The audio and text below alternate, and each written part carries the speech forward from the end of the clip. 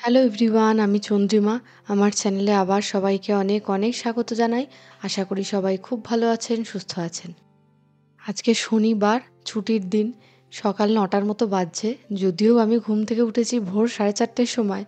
এখন এই স্নান করে এসে একটু কফি নিয়ে বসবো। সকাল থেকে এতই দৌড়াচ্ছি যে একটু চা কফি খাওয়ার সময় হয়নি। আজকের ডেটটা হচ্ছে 21শে জুলাই, আর সকাল থেকে মৈনাক মোটামুটি টিভি খুলে বসে গেছে। ওকে আর নড়ানো যাচ্ছে না। সকাল থেকে শুরু হয়ে গেছে না, একদম ভোর ভোর চোখ খুলে উঠেই। আজকে কি তোমারও মেনু ডিম ভাত নাকি? তুমি যেরকম আমাকে কুসুম দাও না, আজকে অনেকে এই ধর্মতলা সবাই গিয়ে তাদের পাতেও কুসুম পড়ে। হ্যাঁ, অনেকে কমপ্লেন করেছে, শুনেছি কুসুম ছাড়া ডিম পাচ্ছে। কি দুঃখ তাদের।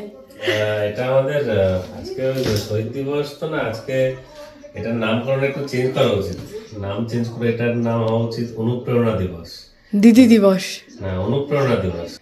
কারণ এত অনুপ্রেরণার হাই রেডিয়েশন পাওয়া যায়, এবং কলকাতা থেকে স্টকহোম থেকে আমেরিকা, সারা বিশ্ব ব্রহ্মান্ডে এত রেডিয়েশন ঘুরে বেড়ায় যে একটা বছর আজ বোধহয় সবাই টিভি খুলে বসে পড়েছে। হ্যাঁ, মানুষকে ইন্সপায়ার করে আরো ভালো কাজ করার জন্য।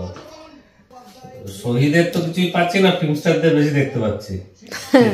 হ্যাঁ, কোনো শহীদের ছবিও নেই বোধহয়। না, শহীদের নাম ছিল কিন্তু বাস ছবি কিছু নেই, ফিল্মস্টার বেশি দেখতে পাচ্ছি স্টেজে। যাই হোক, যাক, তোমার আজকে দিনটা ভালো কাটবে সকাল থেকে। ভালো কিছু না, এন্টারটেনমেন্ট না বোঝার এন্টারটেনমেন্টই বটে। এন্টারটেনমেন্টই বটে। যাই হোক, হ্যাঁ, চা খাও, চা খেয়ে এনজয় করো দিনটা। আজ তোমারই দিন। এদিকে চা খেতে খেতে আমি লিস্টটা লিখে ফেলছি কি কি আজকে রান্না হবে আর কি কি হয়েছে। আমার আগেই এটা লেখা উচিত ছিল না, তো এত কনফিউজড হয়ে যাচ্ছি, গুলিয়ে ফেলছে কি কি রান্না করেছি।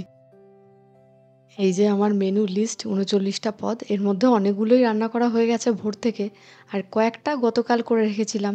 এগুলো যে কটা রান্না হয়ে যাবে সব টিক দিতে থাকবো।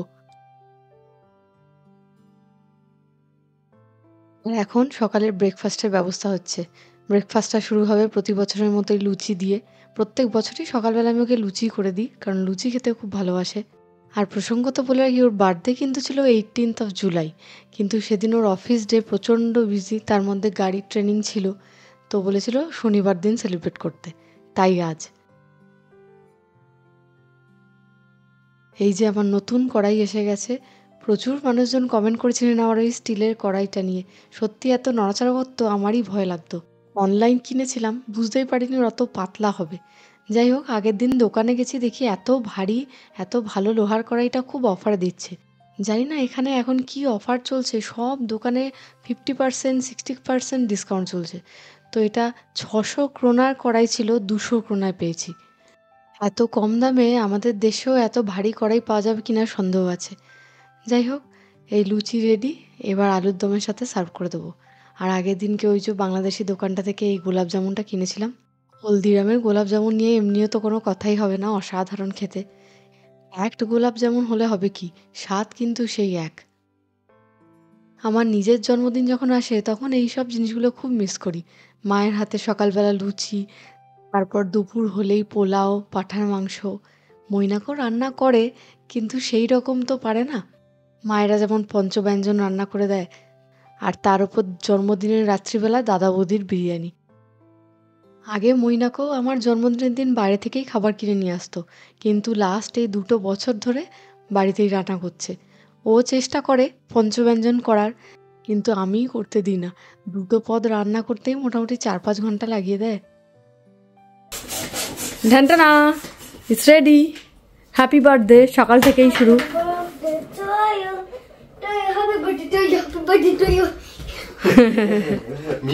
Papa's happy birthday. What you want to eat? Cake. You want to eat cake? Then who will hold this balloon? এই মোমবাতিটা নিভে যাবে, ধরো প্লেটটাকে ধরো। ঠিক আছে, বেলুনের হাওয়া যাক। দিদিমণি সকাল থেকে রান্না করার দায়িত্ব। এটা মানে বেলা হয়ে গেল ব্রেকফাস্টে দিতে দিতে। আমাকেই, যার জন্মদিন তাকেই বেলুন ফোলানোর দায়িত্ব দিয়েছে। মিবান প্লিজ ব্লো দ্য। আগে উইশ করো। ঠিক আছে, আমি পরে উইশ করব। Happy birthday to you. শুরু হলো এই happy birthday. Go bring the spoon. Go. Bring the spoon. I'll give you the cake. বাচ্চাদের যেগুলো খাওয়ার বারণ সেগুলোর প্রতিই যেন বেশি নেশা থাকে, যদিও আমাদের বড়দেরও তাই।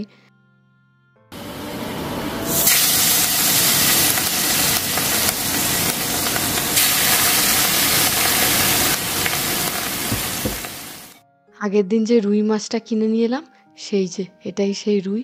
কি দুর্দান্ত সাইজ! আমি তো খাই না, মৈনাকের জন্যই বানিয়ে দিচ্ছি। একটা ভাজা রাখবো, আর একটা সাবেকি রুই বলে একটা আইটেম নতুন খুঁজে পেয়েছি, সেটা করব। জানি না কেমন হবে, প্রথমবার করছি। সেই মনে আছে হ্যাংলা হেঁসেল বলে একটা ম্যাগাজিন বেরোতো, জানি না এখনো বেরোয় কিনা, সেইখানে এই রান্নাটা দেখেছিলাম। মানে সেই হ্যাংলা হেঁসেলের একটা ইউটিউব চ্যানেলও আছে, সেই চ্যানেলে রান্নাটা দিয়েছিল। প্রথমে কড়াইতে কালো জিরে ফোড়ন দিলাম, তারপর একটু মোটা মোটা করে কাটা পেঁয়াজ ভালো করে ভেজে নিতে হবে। তারপর আদা রসুন আর টমেটোটাকে ঘষে দিয়ে দিলাম। একদম মিক্সিতে পেস্ট করিনি, ঘষে দিয়েছি যাতে একটু দানা দানা থাকে। এই রান্নাটা যখন ইউটিউবে দেখছিলাম, তলায় দেখছিলাম কত নেগেটিভ কমেন্ট। সবাই লিখেছে যে কি জঘন্য রান্না, হয়তো তারা কখনো টেস্টও করেনি, বানায়ওনি। তাই ভয়ে ভয়েই বানাচ্ছিলাম, কিন্তু বানানোর পর রিয়েলাইজ করলাম এত সুন্দর খেতে। আমি নিজে মাছ খাই না, গ্রেভিটা খেয়েছি। আদা রসুন বাটা দিয়ে কষে নিয়ে তারপর নুন, লঙ্কা গুঁড়ো, কাশ্মীরি রেড চিলি পাউডার, কাঁচা লঙ্কা আর নারকেল কাজু একসাথে পেস্ট করে রাখা সেটা মিক্স করে নিলাম। ভালো করে এবার কষিয়ে নেব যতক্ষণ না তেল ছাড়ছে। আপনারা চাইলে চিনিও অ্যাড করতে পারেন, কিন্তু আমি রান্নায় চিনিটা অ্যাভয়েডই করি। যেগুলোতে না দিলেই নয় সেগুলোই দিই, তাই দিলাম না। মাছটা এবার ভালো করে ফুটতে দেবো, আর তেল একদম ছেড়ে এলে ব্যাস নামিয়ে নেবো, রেডি। লাস্টে একটু কাঁচা সর্ষের তেলও ছড়িয়ে নিতে পারেন, আমি ছড়াইনি। এদিকে দুজন পার্ক থেকে ঘুরে এসে এখন জামা কাপড় ফোল্ড করতে বসেছে। বিমান খুব সুন্দর জামা কাপড় ফোল্ড করে, তাই মৈনাক নিজের কাজ বাঁচাতে ওকে দিয়েই করায়। যদিও এত জামা কাপড় ওরা কেউই ফোল্ড করবে না, শেষে আমাকেই করতে হবে। তাও যতটুকু করে ততটুকুই হেল্প আর কি। আর রিসেন্টলি আমাদের সময়টা একদম কাটতেই চাইছে না উইকেন্ডগুলো। সমস্ত ট্রেন লাইন আমাদের দিকে বন্ধ। ১ ঘন্টার রাস্তা আমাদের ২.৫ ঘন্টা ট্রাভেল করে যেতে হচ্ছে। তাই আর উইকেন্ডগুলোতে বেরোনোই হচ্ছে না। সামান্য স্টকহোম সিটি যাব সেটাও পারছি না। এখান থেকে ৪৫ মিনিটের রাস্তা ১.৫ ঘন্টা ধরে ট্রাভেল করতে হচ্ছে। আমরা আমাদের দেশের ট্রেন ব্যবস্থাটাকে এত উল্টোপাল্টা বলি, আর এখানে পুরো সামার ট্রেন লাইন বন্ধ করে রেখেছে। হ্যাঁ, অপশান আছে, কিন্তু যেটা আমি সোজা যেতে পারি ৭টা ৮টা ট্রেন বাস চেঞ্জ করে আমাকে যেতে হচ্ছে। আর কদিন পরে তো উইন্টার, এই সামারটুকুই আমাদের বেরোনোর সুযোগ। উইন্টারে তো ঘর থেকে বেরোতেও ইচ্ছা করে না। ব্যাস হয়ে গেল, পুরো সামার এইভাবেই কেটে গেল। আগের বছরও সেম করেছিল। মানে এই সামার টাইমেই ওরা সমস্ত রেল লাইন ফিক্স করে। এখন একটু অন্যরকম একটা রেসিপি প্রথমবারে তৈরি করছি, চিংড়ি বাটা দিয়ে পটল। পটলটাকে নুন হলুদ দিয়ে ভেজে তুলে রাখলাম, আর তেলের মধ্যে কালো জিরে কাঁচা লঙ্কা ফোড়ন দিয়ে পেঁয়াজ আদা রসুন ভালো করে ঘষে ভেজে নিলাম। তারপর চিংড়ি মাছ বাটা দিয়ে নুন হলুদ গুঁড়ো লঙ্কা গুঁড়ো একটু জিরে গুঁড়ো আর এর মধ্যে একটু নারকেল পোস্ত আর আদা একসাথে বেটে রেখে দিয়ে দেবো। বাড়িতে যদি অল্প চিংড়ি মাছ থাকে তাহলে কিন্তু এই রেসিপিটা খুব পারফেক্ট। চিংড়ি মাছের গন্ধও থাকবে, আবার খুব বেশি চিংড়ি মাছের প্রয়োজনও হবে না। চিংড়িটা একদম মিক্সিতে পেস্ট করে দিলে ভালো লাগবে না, একটু থেতো করে বা বেটে নিয়ে দিলে ভালো হয়। আগে না পটল দেখলে কি রেগে যেতাম, এখন পটল দেখলে যেন স্বর্গ মনে হয়। ওদিকে পটলটা সেদ্ধ হতে থাক, আর এদিকে দেখি দাম দাম করে আওয়াজ হচ্ছে, আর মিভান একটা একটা করে বেলুন ফাটিয়ে দিচ্ছে। যাই হোক, বাচ্চা কিছু বলার নেই, কিছু করারও নেই। এদিকে পটলটাও হয়ে গেছে। আমার রান্না মোটামুটি 90%ই কমপ্লিট, এরপর শুধু চিকেনটাই বাকি আছে। এবার একটু ধনে পাতা আর কাঁচা সর্ষের তেল ছড়িয়ে দিলেই ব্যাস রান্না রেডি। মৈনাকের বার্থডেতে প্রত্যেক বছরই ভাবি নতুনত্ব কিছু করব, কিন্তু ছেলেদের বার্থডে তো নিয়ে এই সমস্যা, একই গিফট, একই রকম সব ডেকোরেশন। তো হঠাৎ করেই একদিন ইনস্টাগ্রাম দেখতে দেখতে দেখি একজন তার ওয়াইফকে 40তম বার্থডেতে 40টা গিফট দিয়েছেন। তখন আমার আইডিয়া এলো, তাহলে 39তম বার্থডেতে 39টা রান্না করার চেষ্টা করা যেতে পারে। তাই 2 দিন ধরে রান্নাঘরে রান্নাযুদ্ধ চলছে। এটা সেই সকালে ম্যাঙ্গো ফিরনি বানিয়ে রেখেছিলাম, একটু ঠান্ডা হতে দিয়েছিলাম। তো ঠান্ডা হয়ে গেছে, এখন আবার ফ্রিজে ঢুকিয়ে রাখবো। মৈনাক কিন্তু আজ সকাল অবধিও জানতো না যে 39টা রান্না করতে চলেছি। সকালবেলা দেখে চমকে গেছে। 2 দিন ধরে খালি বলছে এত কেন বাজার করছো, আজ এসে বুঝলো। এদিকে চিকেনের জন্য ভাজা পেঁয়াজ আর টক দই দুটো একসাথে মিক্সিতে ব্লেন্ড করে নেব। যেই চিকেনের রান্নাটা করতে চলেছি এটা একটা বাংলাদেশি রান্না। এত অপূর্ব স্বাদ, এর আগে একবারই বানিয়েছিলাম, মৈনাকের খুব পছন্দ হয়েছিল, তো ভাবলাম যে আজকেও বানাই। রেসিপিটার নাম ঢাকাইয়া আচারি চিকেন কোরমা। সাদা তেলে গোটা গরম মশলা ফোড়ন দিয়ে আদা রসুনটা ভালো করে ভেজে নিলাম। এরপর ওই যে পেঁয়াজ আর টক দই যেটা পেস্ট করে রেখেছিলাম সেইটা দিয়ে দেবো। এত কিছু রান্না বান্না খাওয়া দাওয়ার পর সন্ধেবেলা আবার কেক কাটিং আছে, যদিও সেটা আর আজকের ভিডিওতে দেখাতে পারবো না, কারণ ভিডিওটা প্রচুর লম্বা হয়ে যাবে, তাহলে সেটা আবার অন্য ভিডিওতে দেখাবো।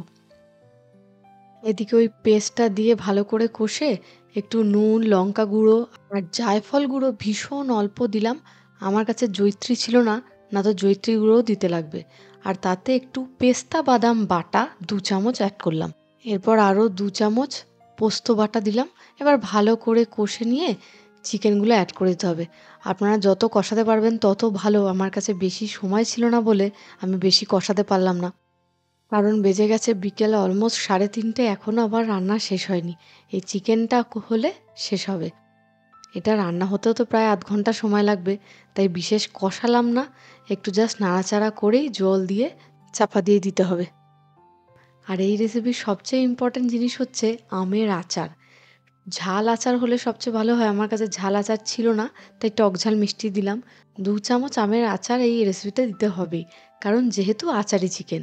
এরপর এই মিক্সি ধোয়া জলটা দিয়ে দেবো। এবার নিজের মতো ফুটতে থাকুক, আধ ঘন্টা লাগবে। ততক্ষণ আমার রান্নাঘরের অবস্থা খুব শোচনীয়, সারা রান্নাঘর বাসনে ভর্তি হয়ে আছে, সেটা আগে ঠিক করি। এই 39টা পদ গেল, এরপর আবার আসছে 56 ভোগ।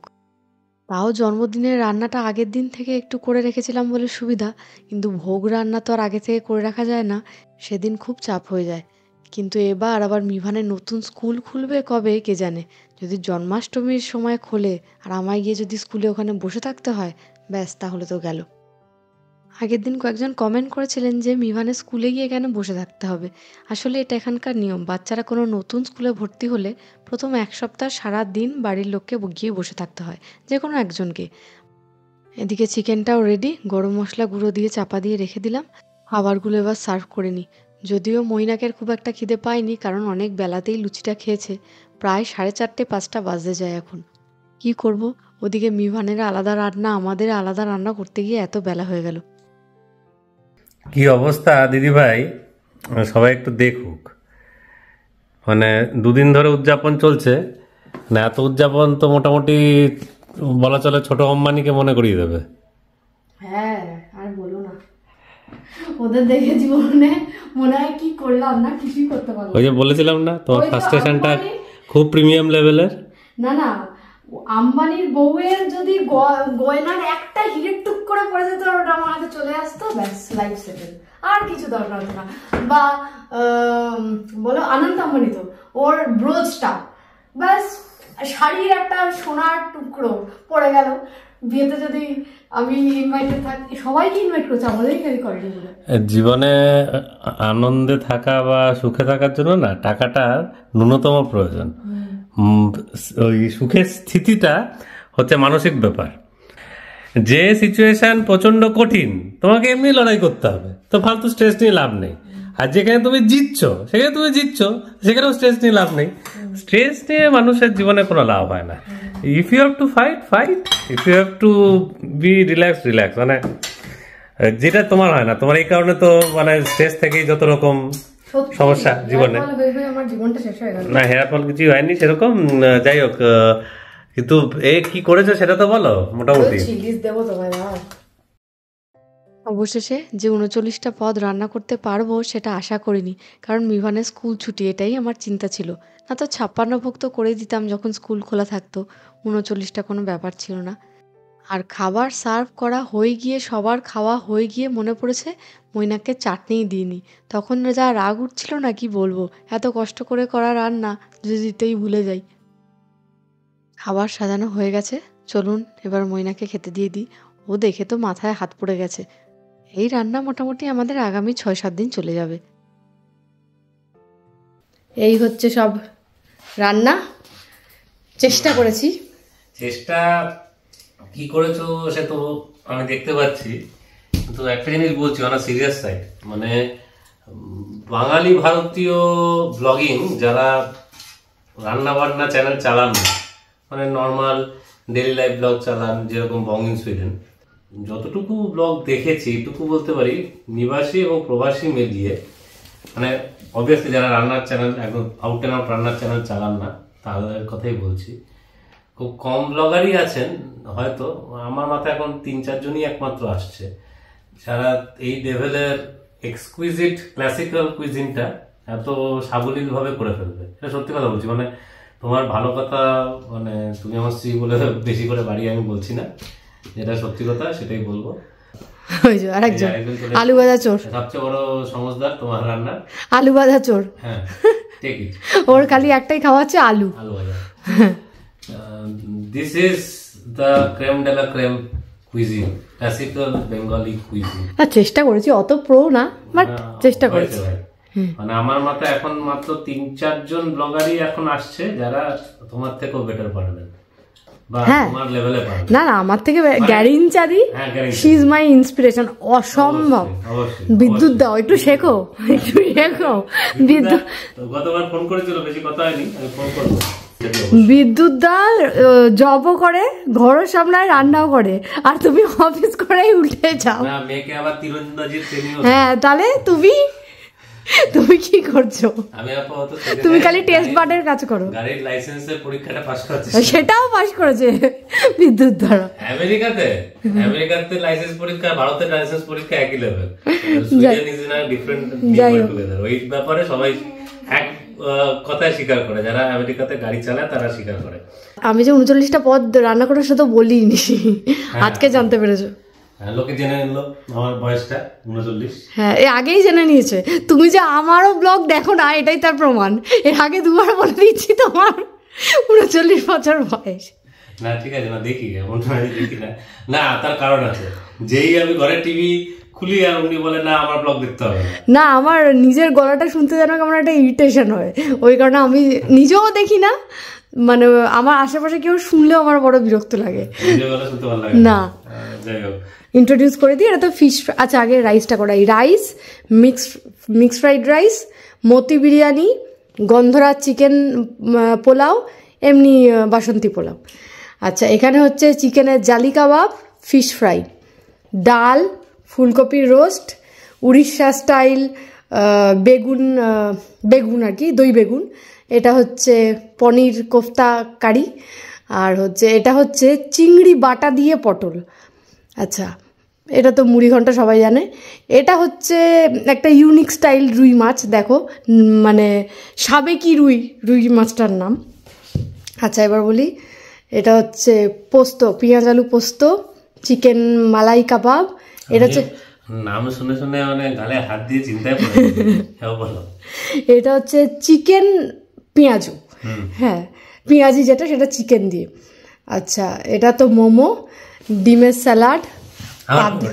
হ্যাঁ হ্যাঁ, আজকে তোমার গোটা ডিম আছে, 21শে জুলাই না? আচ্ছা, সবাই গোটা ডিম পাচ্ছে তো আমি কেন পাবো না? গোটা ডিম তো পাচ্ছে না, তুমি তাই চিন্তায় ছিলে তো। না তো এটা হচ্ছে পাবদা মাছ, এটা হচ্ছে চিংড়ির মালাই, ডিম ভাপা, চিকেনের ঢাকাই চিকেন আচারি কোরমা, ঠিক আছে। আচ্ছা, এটা তো ম্যাঙ্গো লস্যি, গোলাপ জামুন, পায়েস, 9 রকমের ভাজা, সোনপাপড়িটা গুঁড়ো গুঁড়ো হয়ে গেছে। এটা হচ্ছে ম্যাঙ্গো ফিরনি, এটা হচ্ছে আইসক্রিম। আচ্ছা, এরপর বলে খাবারের রিভিউ দাও। আমি বলি খাবারের অথেন্টিক রিভিউ অথেন্টিক লোকেরাই দিতে পারে। আমার মতো মানে যারা খাবার বেশি সমঝনেওয়ালা নয় তারা দিতে পারে। তোর বাবার জন্মদিন, তুই নিউ ড্রেস, তোর বাবা হচ্ছে পুরনো ড্রেস, অলওয়েজ পুরনো ড্রেস। নতুন ড্রেস বার করে দিলাম, তাও পুরনো ড্রেস। আমি ভাই সাবেকি, ওই যে কথাটা বলেন না সাবেকিরা ব্যাপারটাই আলাদা। সাবেকিরা সবসময় পুরনো ড্রেস পরে। এবার কোনো অনেক কিছু দেখানোর প্রয়োজন থাকে। ঠিক আছে, খাও। আর আজকে এই লাঞ্চ সারতে সারতে এখানেই ব্লগটা শেষ করছি। আবার খুব জলদি দেখা হবে নতুন একটা ব্লগ নিয়ে। সবাই খুব ভালো থাকবেন, সুস্থ থাকবেন, আর অনেক আনন্দে থাকবেন। Bye bye.